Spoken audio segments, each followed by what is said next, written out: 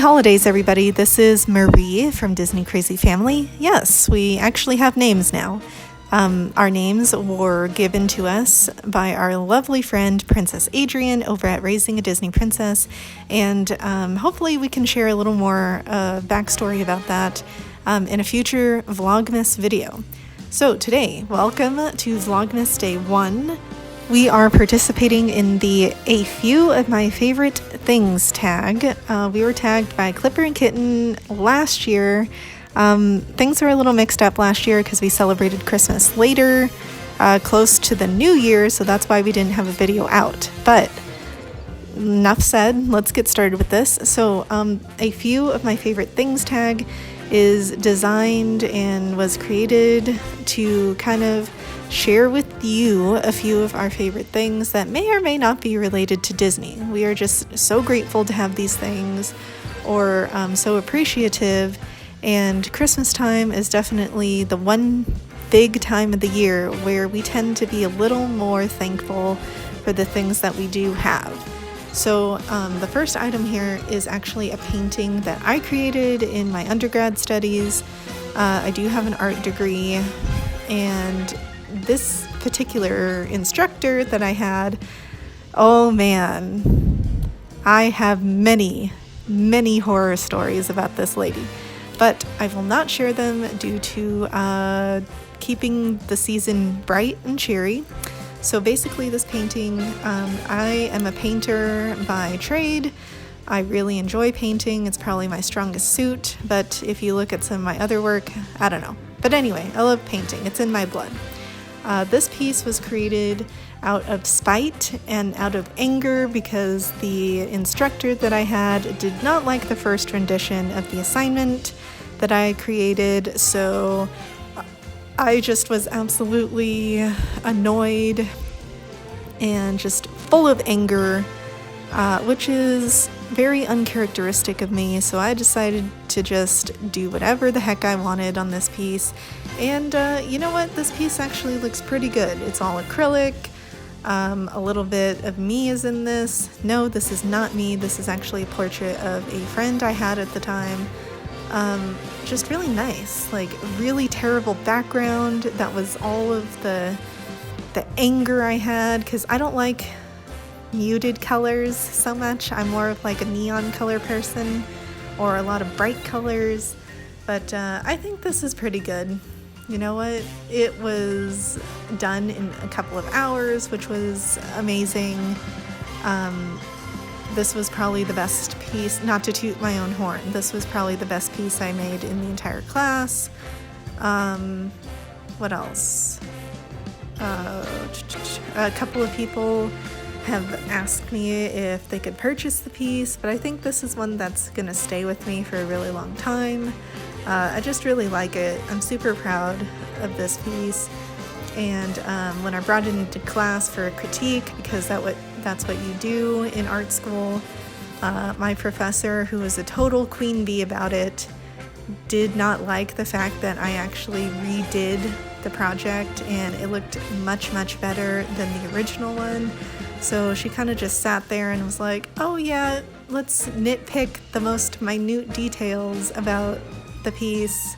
And this piece is big, like you can't see it, but this is a 48 by 60 inch piece, so it's like 4 feet by 5 feet, and that's big. That's a big painting by like commercial standards, so I'm pretty proud of this. Okay, this next thing was actually a gift to me, created by somebody who used to be family.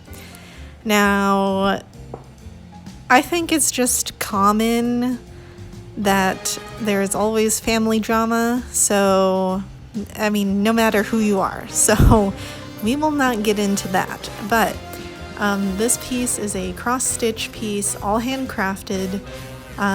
This, if you don't know, I'm a big Studio Ghibli fan. Studio Ghibli is like the Japanese version of Mickey Mouse, like super popular in Japan.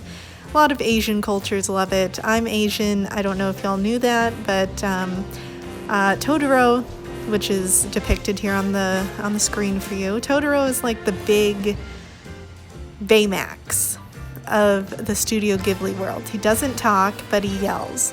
And Totoro is my absolute favorite character in the Studio Ghibli universe.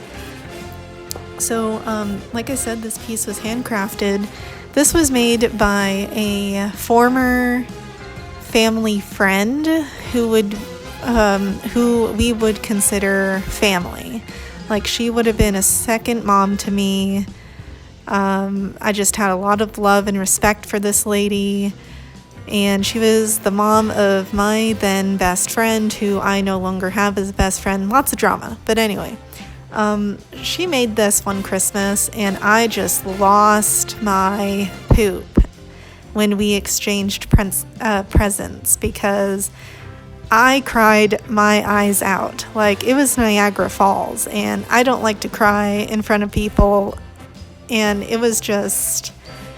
the waterworks would not stop. I used like 10 boxes of tissues that Christmas, and it was kind of embarrassing now that I think about it, because I ended up staying the night over at their house during this Christmas exchange. So like, with that fresh memory of crying, it was just a weird night the rest of the night for me. But this is just so lovely. Like, this took so much time. She spent months on it. I love handmade items for Christmas. I just think that's awesome. Being an artist, I think it's like a really cool gift, the best gift you can give somebody. So I was really happy about this project and this gift. It just took so much love, so much time to make it. And this piece, now that we're no longer friends with the other party, it brings back good memories, and I'm never gonna throw this away. This was just too heartfelt to get rid of so easily. Like, they got rid of our friendship so easily, and this was like almost 10-year friendship that we had between families. So like, I'm really kind of annoyed and kind of just backstabbed that this happened, but you know what, this brings really good memories, so that's why it's a happy memory. It's heartfelt. And yeah, let's go on to the next happy thing. Okay, so surprise, surprise, this piece was created in my junior year of high school. It was for a class that was both college and high school level, so like, it was one of those dual classes that you could enroll in. And this piece, it was basically, you had to draw a bunch of objects together in like a cluster. So I decided to do Christmas in charcoal. One, I love Christmas so much. Two, I thought it would be fun to use charcoal, which is one of my strongest mediums to work in. And three, I thought the shiny bits of the Christmas bows would be a unique texture to try to mimic in drawing, and I really like this piece.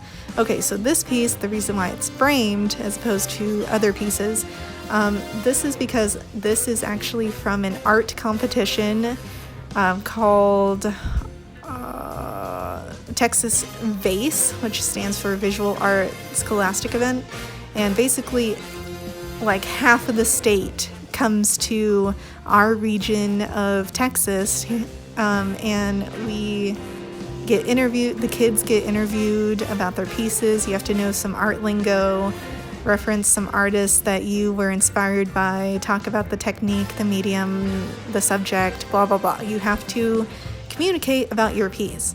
Well, this particular piece, mind you, I was in 11th grade, so like, this is the first year that things get serious for college applications and like college art scholarships and stuff.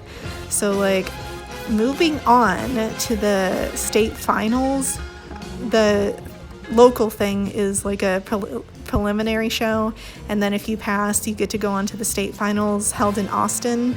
So this particular piece actually got me to go to Austin like a couple months later, and I was so flippin' stoked. I beat out like hundreds of kids to go to this competition, because in our region of Texas, like maybe 20 kids got to go, and I was one of those 20 kids. So like we had a field trip. It was a weekend long thing in College Station, Texas, and you got to learn. They had art content there. You could take classes, a workshop. There we go. It was a workshop. It was the best thing ever. And lastly, one of Mom's favorite things to do is to bake, and right now we're making banana bread. Actually, I should say banana nut bread, because that stuff is delicious. And literally everybody who ever has her banana nut bread enjoys it immensely. Walnuts, some sugar, and brown sugar. And raisins. This is new. So these are how they look out of the oven. Very tasty looking. And here's the bread. Very excited to try the cranberry bread. So we got the shadows. You should have to come on the other side. No shadows. It's awfully dark. Maybe to you. And to me, it's a dark look to me. Okay, let's cut into these and let's see how they taste. Well, they're still very hot. They just came out of the oven. Now, I know you're probably asking, what happened to the other muffin that was over here? You know what? Or the other two. My oven sometimes makes things disappear. I don't know what happened to these. I don't know. It's a mystery. Sure. The world may never know.